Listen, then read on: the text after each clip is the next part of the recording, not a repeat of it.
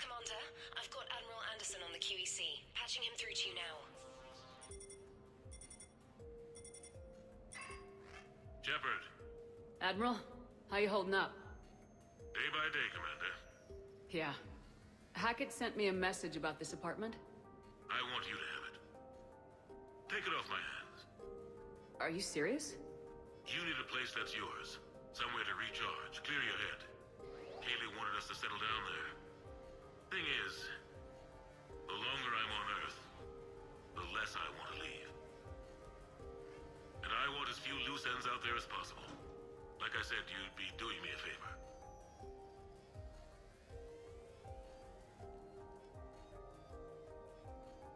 That's very generous. It's practical. We need you in the best shape possible. Rested. Focused. If you say so. Thank you. And make yourself at home, damn it. It's yours now. I'm sure I can manage. Okay, good. Been meaning to do that for a while. I'll talk to you soon.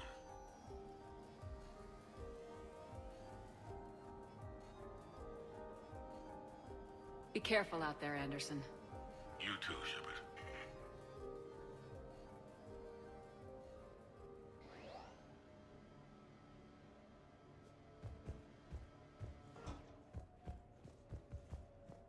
You never asked me about this, but my wife just called. My ex-wife. Nobody likes to talk about the toll that long months apart can have on military relationships. You have received a new She wasn't military. She couldn't handle it. But it's not even about military and non-military, damn it. It's space flight. Space flight. Finding the mass relays, miracles of engineering. Human imagination rising to meet our desires. We pay a price for that curiosity, that drive. Our relationships suffer. People we love suffer. But that's reality. And it's worth the cost. I must have thought it was. I guess I still do. In the end, you just have to hope you made the right choices.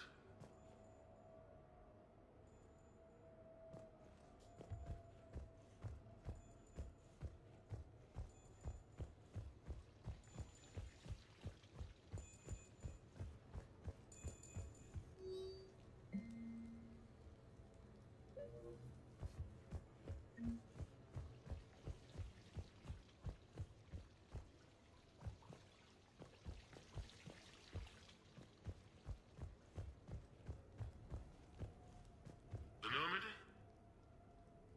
A brand new ship. My ship. You don't forget that moment. The first time you're standing there. The whole crew looking to you for direction. Unforgettable. I'd led men and women before that. Seen a lot of combat already. Always managed to find my way home in one piece. Do that a few times, you begin to think you know better than the next guy. Maybe you do, I don't know. But if you're lucky, really lucky, you find yourself on a good ship, in front of a good crew. A crew you can trust with your life. Gifted.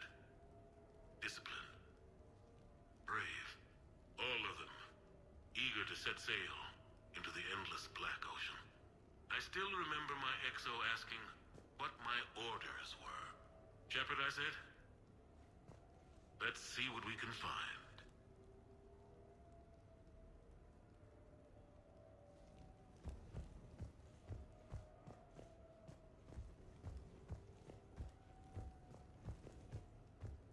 Embarrassing moments? I've got more of those than anyone will ever know. Only way to learn something. But if I had to pick one to share... I had just gotten promoted to N7. Full of myself. King of the castle. Found myself buying drinks for undesirables in some rundown bar in the wards. They toasted my recent promotion. Hell, they would have toasted Batarian slavers if it had got them more drinks. About the time my money ran out, my new friends turned on me. I was outnumbered. Things didn't look good. My plan to get out of there involved lots of punching. Well, that worked for a while. Then a table hit me. Or I fell down. When I came to, I saw a Solarian putting the rest of the troublemakers down. A Solarian? Moved like a damn cat, I swear. When everybody was out cold. Or running. He walked over and helped me up. N7, he asked. Yes, sir, I replied. He looked over my collection of unconscious friends, nodding. Not bad, human, he said. And he walked away. I had met my first Spectre. Learned an important lesson that day. No matter how good you think you are, there's always somebody quicker, faster, and a hell of a lot smarter than you just around the corner. That little lesson's kept me alive more than once since then.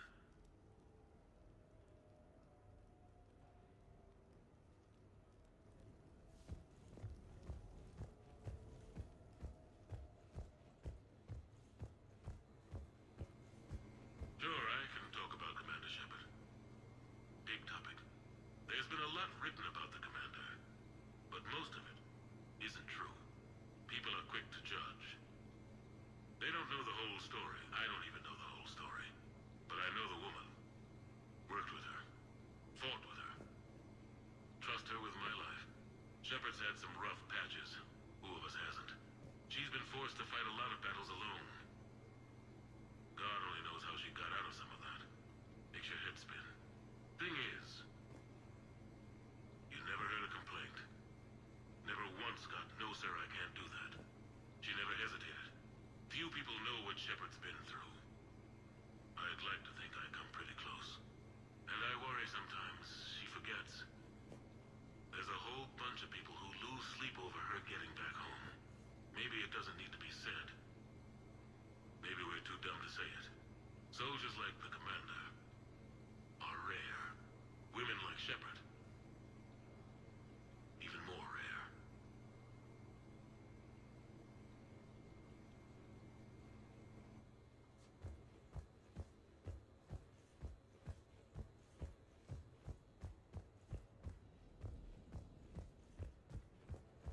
Okay. I have your new questions. Okay. I have your new questions here. As a leader, do I ever feel that the end justify the means? Spirit of law over word of law. I'm not going to touch that with a 10-foot pole, but I think I know what you're after. You're referring to the way I, arranged to have the Normandy released to Commander Shepard before the Battle of the Citadel. I'm not sure how valuable hindsight is to the military. Obviously, it worked out for the best. Without the Normandy and Commander Shepard free to do what they needed to do, what we needed them to do, Saren might have taken the Citadel. I think it's clear what a different galaxy this would be if that had happened. I did what I had to. If I had been wrong, I would have gladly accepted the repercussions. The real trick is never being wrong. If you're looking for more action and less philosophy in these notes, let me know.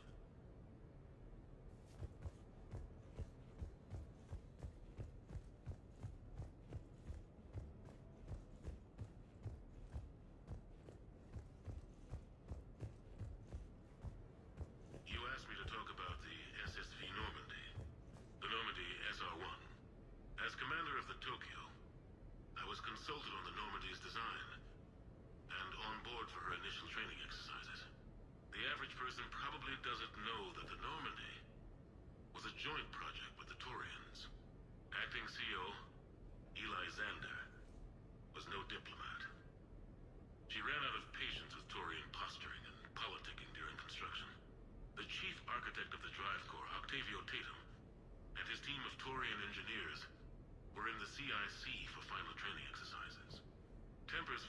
Xander pushed the limits of the stealth system, waiting to vent the IES well past what Tatum was comfortable with.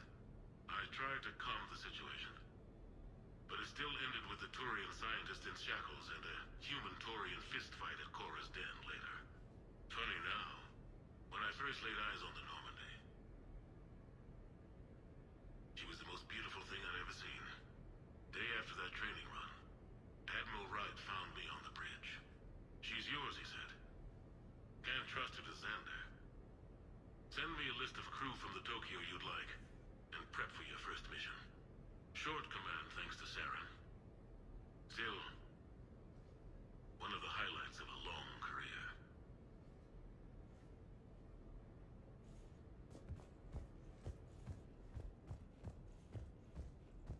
The Turians?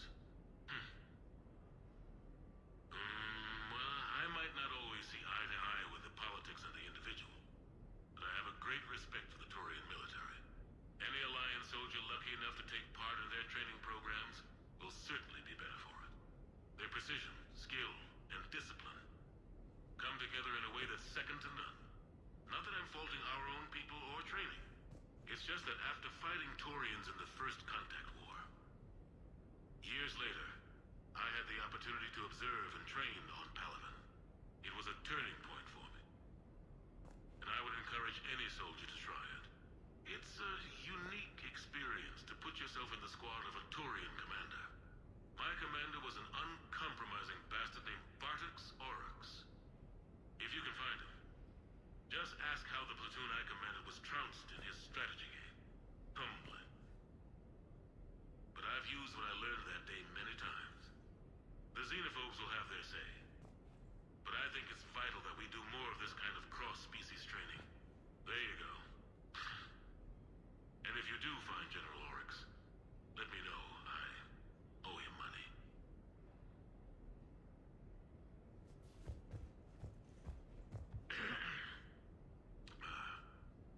Okay. So, Tombstone data. Admiral David Edward Anderson. Not sure why anybody would be interested, but thanks for asking. I was born in London, June 8th, 2137. The last of 3 children born to Ursula and Paul Anderson. A nurse and a flight mechanic, respectively. But that's a little dry. And someone's gonna spice this up, right? Never been much for the spotlight. Anyway, where was I? It was a second marriage for my parents. They were almost 50 by the time they had me. My mother worked shifts, so my father would often take me to the base. While he worked, I watched transport ships and fighters take off. Worked his whole life around space travel, my father. But he never left Earth. Not for a day. He was a good man. But that's just a side note. Don't put that in. Who is it, Kaylee? Yes, I need to take that. I hope this is what you're after. I'll get to the more interesting N7 stuff next time.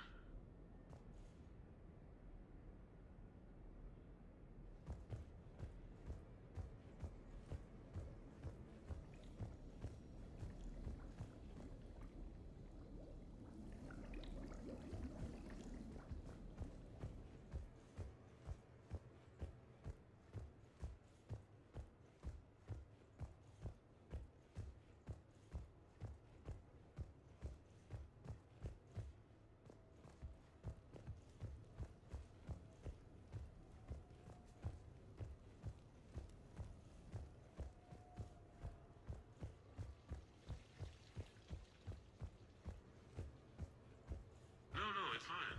I got a few minutes. First Contact War? Yeah. I was there.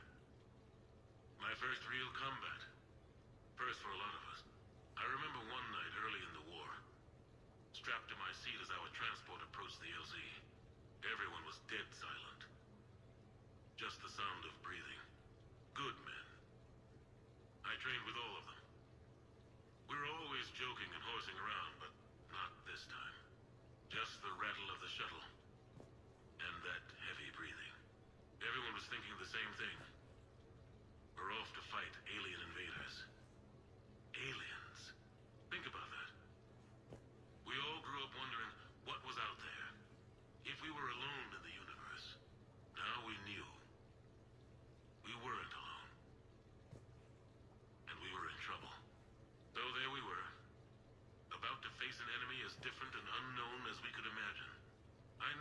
to say something, keep the men relaxed. So I turned to the soldier beside me, Hendricks, I think, and asked him how his mother was doing. Fine, he said. Why? Because I heard your mama's so ugly the Marines thought she was a Taurian. Almost shot her. I got a few smiles.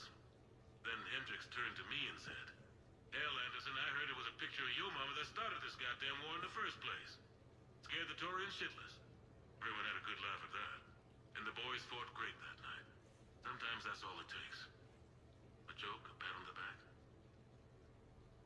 Just a little reminder that everything's gonna be okay.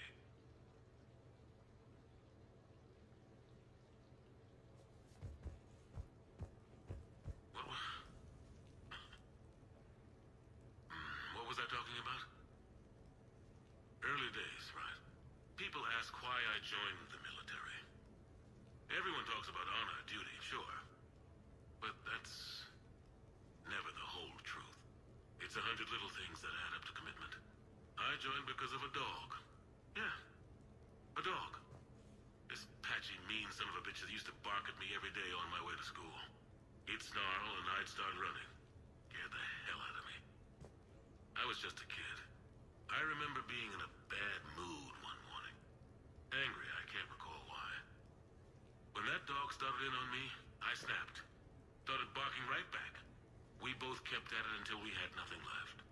Dog never bothered me again. Why'd I join the military? Sometimes you just gotta howl to make things right.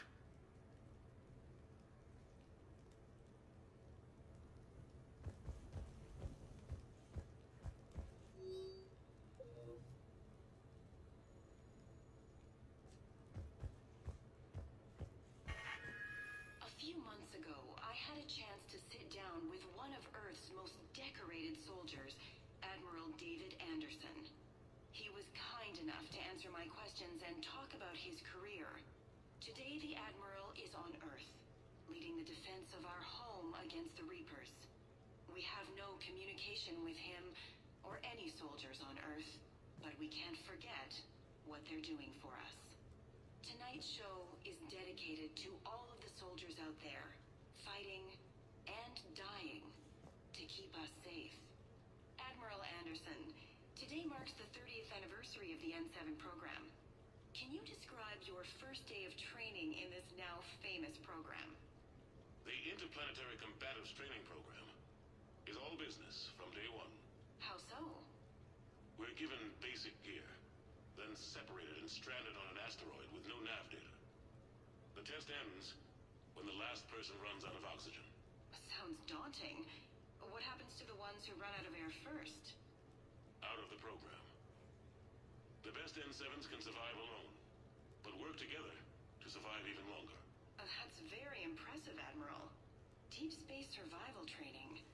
That has to be so difficult. All of it would take such strength of character. Well, just plain strength. But then you seem like a strong person. I'm sorry, is there a question in there? Well, does the program make the man? Or do you think you were born for this? It's a bit of both, I suppose. Every soldier reaches a point in their career, sometimes more than once, when they are asked to give more than they ever thought they could. That moment is the test. I've seen men and women, almost sure to fail, persevere long past the point of breaking. That experience changes them. Others, with all the gifts and abilities, fail in that moment. Sometimes they pick themselves up and carry on. Sometimes they're just done. What about you? What was your moment? I've had a few, none of which I'd like to share. But, I think the toughest tests are still ahead of me. What makes you say that? Call it a hunch. Soldier's intuition? Something like that. Do you trust your intuition? I mean, do you follow your heart over your mind? Well, it depends on the day. No, I suppose if I were to be honest, I do trust my instincts. The problem is, war isn't orderly. And the enemy is never predictable. experienced veteran is going to find themselves in situations they haven't trained for. In those instances, and there's more than I'd like to admit, your instincts are the only thing keeping you alive. That, and the men and women you're fighting beside. But soldiers are only as good as their leader, isn't that true? Yeah. A good leader can make an okay squad great. A bad leader, well, war tends to make examples of them. What makes a good leader, then? A good leader is someone who values the life of his men over the success of the mission, but understands that sometimes the cost of failing a mission is higher than the cost of losing those men. That's a terrible line to have to walk. Yes, it is. But war is a terrible thing. Thank you for your time, Admiral. Thank you. The remainder of this interview was to take a more personal look at Admiral Anderson's life. It wasn't finished when the Reapers invaded. We can only hope that the Admiral and the soldiers under his command survive to tell us the rest of their stories. I'm Khaleesa Al-Jilani. Thank you for watching.